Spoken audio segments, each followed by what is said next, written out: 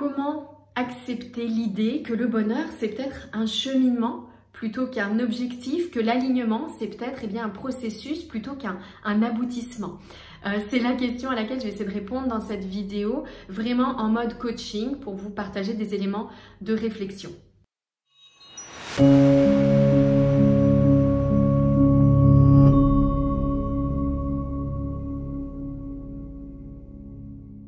Bien souvent, on me pose cette question, est-ce qu'il y a un moment, ou même on me demande encore plus souvent, combien de temps est-ce que ça va mettre pour que je sois parfaitement alignée dans ma vie, pour que je me sente 100% à ma place, 100% dans la vie qui me ressemble, 100% heureuse et épanouie.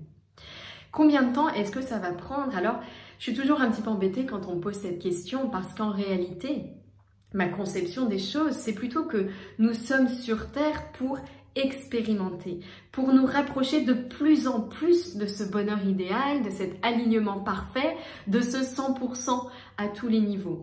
Mais je ne suis pas convaincue que sur Terre, on puisse réellement l'atteindre, ce 100%. Donc pour moi, il y a vraiment cette idée que le bonheur est dans ce cheminement, que l'alignement est dans ce processus, plutôt que dans le point B, on pourrait dire, vraiment dans l'aboutissement, dans le panneau d'arrivée. Alors comment est-ce qu'on peut accueillir cette idée que finalement le bonheur c'est un chemin et qu'il n'y a pas un moment où je vais pouvoir peut-être me dire je suis 100% heureuse, je ne change plus rien, je n'ai plus rien à apprendre, plus rien à explorer, plus rien à découvrir parce que tout est déjà là. Alors comment est-ce qu'on accepte cette idée? Je vous propose deux questions vraiment en mode coaching pour vous aider à trouver vos propres réponses, quelque part vos propres moyens d'accepter cette idée-là. Première question que je vous invite à vous poser, c'est qu'est-ce que cette idée me permet d'expérimenter d'agréable? Qu'est-ce que le fait que ce soit le cheminement qui compte, qu'est-ce que cette idée-là me permet d'expérimenter d'agréable? Donc je vous invite vraiment à mettre cette vidéo sur pause et déjà à vous poser cette question, à aller chercher vraiment dans vos ressources pour y répondre. Deuxième question que je vous invite à vous poser, c'est celle-ci. Si j'étais déjà 100% alignée, heureuse, à ma place, plus rien à apprendre, plus rien à essayer ailleurs, qu'est-ce que cela ne me permettrait pas d'expérimenter? Si j'étais déjà tout cela, si j'étais arrivée à cela, qu'est-ce que je ne pourrais pas expérimenter? Je vous invite vraiment à vous poser ces deux questions et moi-même j'ai joué le jeu. Je me suis posé ces questions parce que c'est vrai que c'est un vrai sujet. On a toutes et tous envie d'être parfaitement alignés, parfaitement heureux, parfaitement épanouis, parfaitement à notre place. Et en réalité, est-ce qu'il y a réellement un moment où on pourra se dire, c'est terminé, j'ai fait le boulot, je n'ai plus rien à apprendre ailleurs, je suis parfaitement à ma place, je n'ai plus rien à changer jusqu'à la fin de mes jours. Alors je me suis prêtée au jeu et voilà moi ce qui m'est venu. Si j'étais déjà parfaitement alignée 100% dans l'alignement, dans le bonheur, dans la joie à chaque instant, peut-être que je ne pourrais pas expérimenter la liberté de choisir autre chose, la liberté de faire des choix, la liberté d'essayer telle option plutôt que telle autre.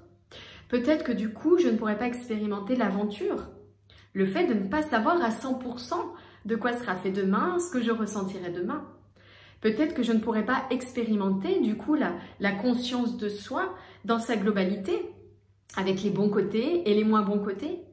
Peut-être que si j'étais déjà 100% heureuse et alignée et à ma place, je ne pourrais pas expérimenter l'apprentissage, l'exploration. J'aime beaucoup apprendre, peut-être que vous aimez beaucoup apprendre, et puis finalement, si je savais déjà tout, peut-être que je perdrais cette dimension et que du coup, quelque chose manquerait à ma vie. En tout cas, je passerais à côté de cette expérience. Je me dis aussi que je ne pourrais pas expérimenter l'émodiversité. En psychologie positive, il a été identifié que le fait de ressentir des émotions variées et différentes, c'est vraiment un facteur clé de bonheur. Si je ressentais déjà 100% de bonheur, de joie, d'alignement à chaque instant, peut-être que du coup, j'expérimenterais pas le reste. Et parce que j'expérimenterais pas le reste, peut-être qu'en fait, je me rendrais pas compte que j'expérimente ça non plus. Vous Vous voyez un petit peu le cheminement. En tout cas, voilà moi les réponses qui me sont venues quand je me suis posé ces questions. Je vous invite vraiment à vous les poser pour essayer d'accueillir avec joie, avec bonheur, avec enthousiasme cette idée que peut-être l'alignement, le bonheur, c'est réellement un cheminement et pas un point B finalement dans notre vie qu'on va pouvoir atteindre de manière facile sans plus poser de questions et sans plus avoir besoin d'expérimenter autre chose. J'espère que ça vous aide un petit peu à faire votre propre cheminement, à vous faire votre propre idée de cette question. Si vous avez d'autres questions ou si cela ne vous semble pas clair, n'hésitez pas à commenter cette vidéo. Bonne journée, à bientôt.